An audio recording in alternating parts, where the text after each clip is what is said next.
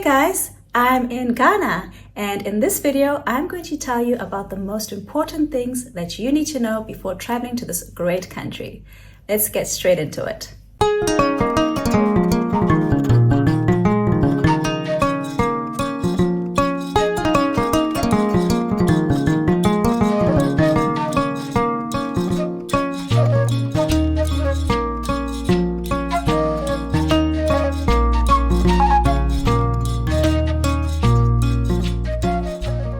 When it comes to accommodation, I don't have a particular hotel that I can recommend to stay at, but I can tell you where I'm staying for this trip. So I'm staying at the Lancaster Hotel, which is located about 2 kilometers from the Kotoka International Airport here in Accra and about 8 kilometers from the city center. It is an airport hotel, so I didn't expect much from it in terms of facilities, but I'm actually quite impressed. I stayed at the Lancaster Accra Hotel, which is rated 4 stars. This is a standard room and costs $210 per night, including breakfast. The room was spacious enough and I really liked the big desk. It's great if you need to get some work done. The only thing I wasn't a fan of, the shower and bathtub setup. Plus, I'm not a big fan of shower curtains in hotels, for hygiene reasons. The hotel has a gym, tennis courts, a spa, a nice big pool, and even a small casino. It has a modern restaurant with furniture that still looks brand new, and the same goes for the lobby and reception lounge. The restaurant offers a mix of traditional and Western dishes, but if you really want to experience Ghanaian cuisine, they do a huge Sunday lunch that seems to be a big hit with the locals too.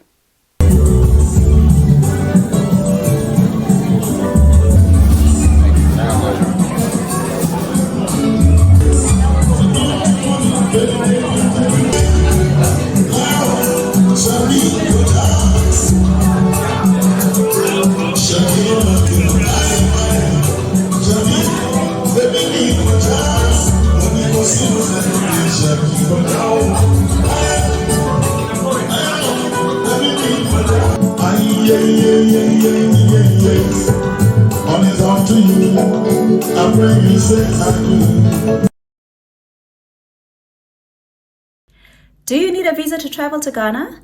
Well, if you're an African passport holder, the answer is no.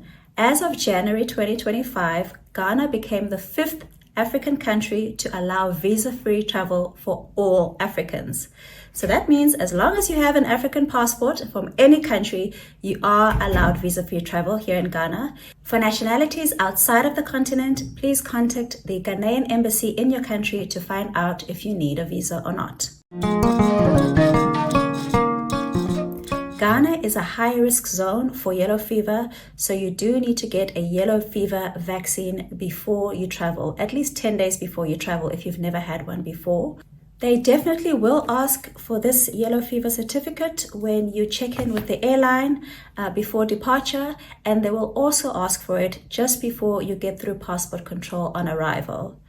I was in Kenya a couple of weeks ago and they didn't ask me for the certificate at any point, but I can confirm that Ghana seems to be very strict with it and they will definitely require it before you even jump on the plane.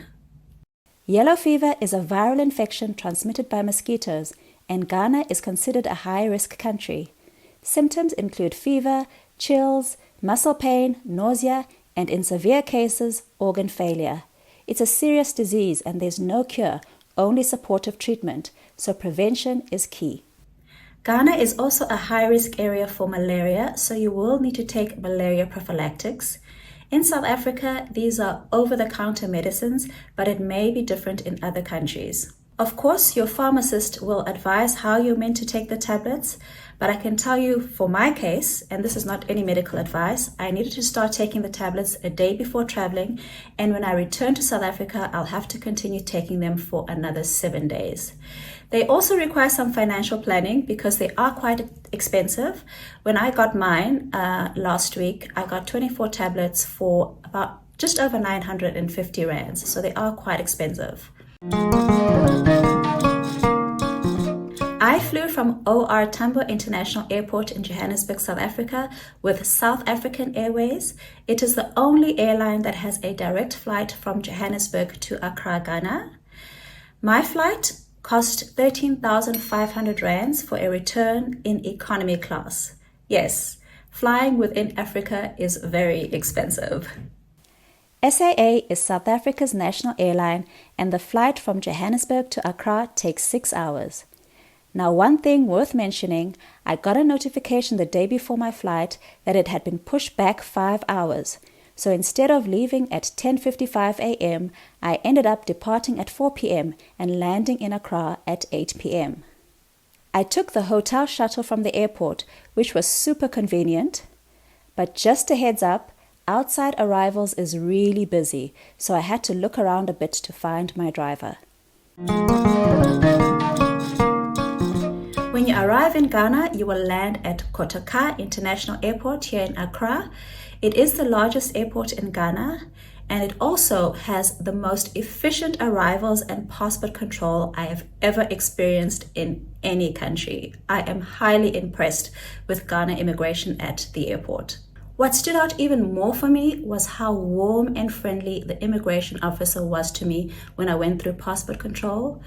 When she asked me how long I was staying, I told her a week, and she said, "No, that's too short. You need to stay at least 2 weeks." I was really surprised because it's not something that you normally get from an immigration officer, and it's so pleasant to come to a country and to find their people welcoming and appreciating you coming to visit. The two most well-known e-hailing services are available here. That's Uber and Bolt. I didn't use Bolt, but I did use Uber and had no issues. The cars are really tiny, but they're very clearly branded Uber. And also, I found their rates surprisingly pretty cheap. The local currency is the Ghanaian cedi. I did not see any other currency being used in the country. For most modern establishments, they will take credit or debit cards, but Ghana is a cash-heavy country, so I would advise that you do have cash with you available at all times.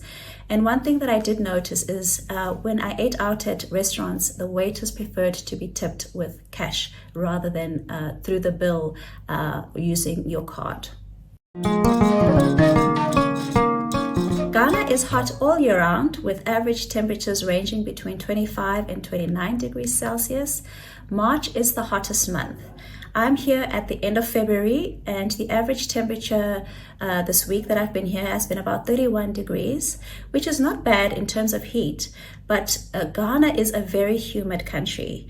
So if you're not used to this kind of humidity, you will struggle a bit and feel quite sticky all the time. Other than that, the weather is really pleasant. That's it for me. I'm flying back to Johannesburg tonight on an 8 o'clock flight. If you think I've missed something that's important for people to know when they travel to Ghana, please let me know in the comments. Otherwise, thanks for watching, and I'll see you on the next video.